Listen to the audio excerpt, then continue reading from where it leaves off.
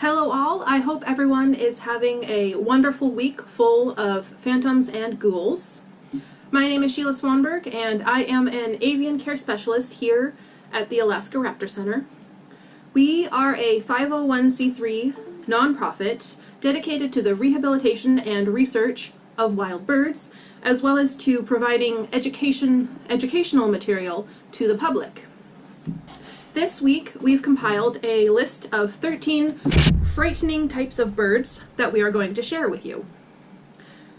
This live stream lets us test out our abilities to add images to our stream, and it gives you the opportunity to weigh in and cast your vote on which of the 13 should be crowned the Feathered King of Halloween. Quick, before I introduce the first terror-inducing bird, I want to preface this list with the fact that no birds are evil. Even the ones that are aggressive towards humans have reasons that make sense according to their nature. Our first contestant is the cassowary. These birds are ratites, non-flighted birds that lack a prominent keel down the center of their chest, similar to ostriches and emus. The most common is the southern cassowary, found in Indonesia, New Guinea, and northeastern Australia. Though they are slightly smaller than ostriches and emus, southern cassowaries are considered one of the most dangerous birds in the world. Attacking cassowaries will charge and kick, sometimes jumping on top of their victim. Their three-toed feet are powerful and equipped with a lethal dagger-like talon on their inner toe. That claw is the most common injuries they cause to humans are puncture wounds and lacerations. The kick itself is capable of breaking bones. They will also peck, barge, and headbutt. On top their head is a brown horn-like casque, so the headbutt is definitely painful. Despite their reputation, cassowaries will not attack for no reason. They are typically shy and prefer to avoid confrontation. However, they are territorial and defensive when it comes to their young. Due to people occasionally feeding them, some cassowaries expect food when encountering humans and become violent when it is not provided. Our second contestant is called the Putu. I'll admit they don't have the most bone-chilling name. They are closely related to frogmouths and nightjars. These nocturnal insectivores are found from Mexico to Argentina, as well as the Caribbean islands of Jamaica, Hispaniola, and Tobago. They hunt from a perch, much like a shrike or a flycatcher. During the day, they are well camouflaged, perching upright on stumps and using their plumage to hide.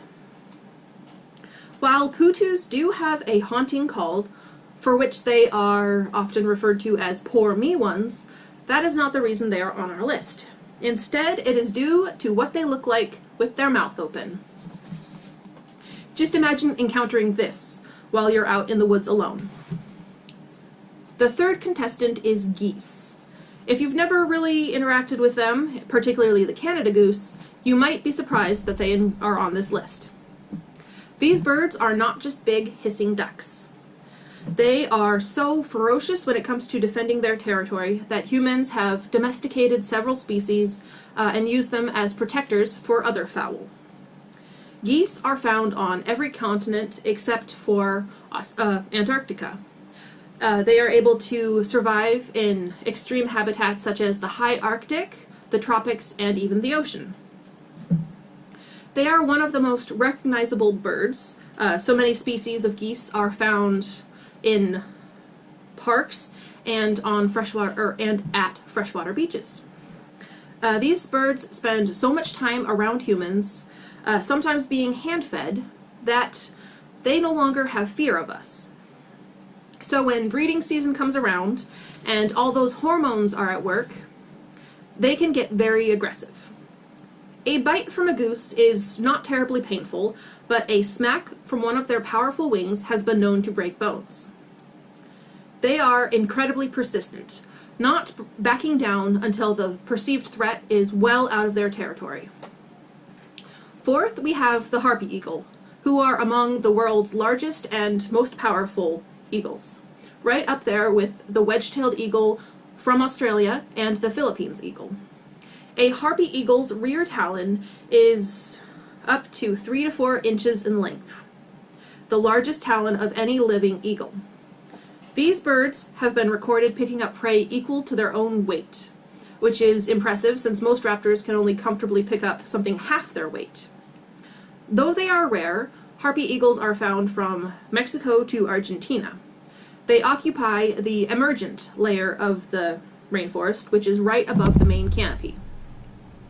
Their main prey are typically tree-dwelling mammals such as sloths and monkeys, though they have been known to go out and snatch small livestock. Next is our fifth contestant, the Hudson. Like the Harpy Eagle, these birds are known for their claws, just not the ones on their feet. Hudson are found in the Amazon and the Orinoco basins in South America. They are the only living species of bird that has claws on their wings, particularly on their wrists. This trait allows them to crawl around much like a mammal when they are young and is lost as they mature. They are also referred to as skunk birds or stink birds. Hudson use bacterial fermentation in the front part of the gut to digest the vegetation they consume, sort of like a ruminant. Because of the aromatic compounds in the leaves they eat and the bacterial fermentation, the birds have an incredibly disagreeable odor. The reason these birds are so unique is because they are the only member of the genus Opisthocomus. Whether their neat traits are a relic from the dinosaur age or something they evolved more recently is a topic of hot debate. Next up, the Australian magpie is our sixth contender. This black and white passerine is a medium-sized bird native to Australia and southern New Guinea. Despite the name, they are not magpies. In fact, they're not corvids at all. Their closest relative is the black butcherbird. These guys are another example of a bird getting too comfortable around humans. Once eggs are laid and there are chicks to defend, it's game on. They begin with less threatening displays, such as alarm calls or distant swooping, but if the human sticks around, they'll start doing closer swoops, coming in from the back and side, snapping their beak right next to your face, or occasionally biting your face. If the human still hasn't gotten the message, the birds will strike their head with their chest. They've also been known to land on the ground in front of a person, jump up to their chest, and start pecking at their eyes. Of course, if their victims flee the area, the birds will then learn that that's a great way to get rid of humans and are more likely to attack next time. Number 7 on our list are the owls. There are many reasons these birds are spooktacular, from the way they strike silently at their prey to the way they can turn their head 370 degrees, or 270 degrees, not 370. That would be very far around. 270 degrees like they're auditioning for The Exorcist. There are owl species nearly all over the world, and many are able to take down prey larger than themselves. Species like the barn owl or the Eastern Screech Owl have terrifying calls that strike fear into anyone who hears them. Owls cannot see in total darkness, but all it takes is a tiny bit of starlight for their eyes to collect and process, allowing them to see in near total darkness. Owls also have amazing hearing. The feathers on their face form a sort of dish, kind of like a satellite dish, that funnels noise into their ears, and since their ears are asymmetrical, they are able to pinpoint exactly where a noise is coming from. The 8th contestant is the pelicans. These are a group of large water birds. Their diet consists primarily of fish, but they have a huge throat pouch that allows them to swallow prey much larger, particularly other seabirds such as cormorants, gulls, murres, and penguins, as well as the occasional pigeon. Did I mention their prey are alive when they're swallowed, still flapping as they go down? Some pelican species have been seen to cannibalize chicks of their own species, so they definitely belong on our list of creepy birds. Our next contender, number 9, is the shrikes. Shrikes are carnivorous passerine birds from the family Lanidae. They are also referred to as butcher birds due to their eating habits. In fact, the word Lanidae is derived from Lanius, which means butcher. These birds have a Eurasian and African distribution, except for 2 species that breed in North America. Shrikes are known for their habit of catching insects or small vertebrates and impaling the bodies on thorns, the spikes of barbed wire, or any sharp object. This habit helps them to tear the flesh into smaller, more conveniently sized fragments, and serves as a cache that the bird can return to later. These easily visible caches serve as territory markers, communicating the shrike's presence to others of the species. 10th on our list are called the skuas. They are a group of predatory seabirds. Many species in this group practice what's called kleptoparasitism. By relentlessly chasing other seabirds, a skua will force their victim to drop or vomit up their latest catch, which the skua will then eat. The larger species of skua, such as the great skua, is known to eat adult birds such as puffins and gulls, and can kill something as big as a gray heron. Our next contenders are the storks. The marabou stork is a tall, powerful creature known as the Undertaker bird due to its appearance. They are voracious scavengers, often found in landfill areas south of the Sahara in Africa. Also included in this stork category, even though there definitely should not be, is the shoebill stork.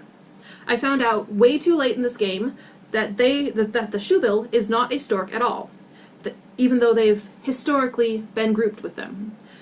Shoebills are actually more related to pelicans than storks. These formidable-looking birds are found in freshwater swamps of central tropical Africa. There, they primarily eat fish, though they are not opposed to the occasional lizard or small crocodile. Their humongous bill is sort of shaped like a shoe, which is how they got their name. And they use the sharp tip at the end to decapitate their prey once they've caught it. They are very patient hunters, standing still for long periods of time and waiting for something tasty to swim by. The number 12 contestant is an awesome small bird found on the Galapagos Islands.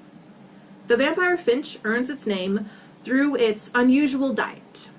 They do eat seeds and invertebrates, but since freshwater is lacking on the islands, they must find moisture in another way. After finding a Nazca or a blue-footed booby, they will peck at the skin of their wings until blood is drawn, and then lap it up. And then our last contestant is a broad group of birds. Vultures are scavenging birds of prey. A distinct characteristic many species share is a bald head that lacks normal feathers. New World vultures and condors are found in the warm and temperate regions of the Americas. They have a great sense of smell and are able to detect a carcass from very high up and about a mile away. Vulture stomach acid is highly corrosive, allowing them to safely digest putrid carcasses that are infected with botulinum toxin, hog cholera bacteria, or anthrax bacteria, which would kill most other scavengers. Old World vultures are a little bit different. They depend more on sight to find their food. One particularly spooky Old World vulture is the bearded vulture found in the Alps. Their diet is mostly bone marrow, and they intentionally dye their feathers red, giving them an appropriately frightful appearance. Well, that concludes our list of contestants. I hope you have enjoyed this and learned a little bit along the way. I know I learned a lot in coming up with all of this. Let us know in the comments, or however, which of our contestants you think deserves to be crowned as the Feathered King of Halloween. Also, if there are any scary birds that I omitted, we would love to hear about them. Thank you for tuning in. We truly appreciate it. Hopefully you will be able to join us for our next live stream, which will likely be something about birds. We do have a website, AlaskaRaptor.org, and if you would like to donate to us, we would definitely appreciate it. And what else? And thank you so much for watching.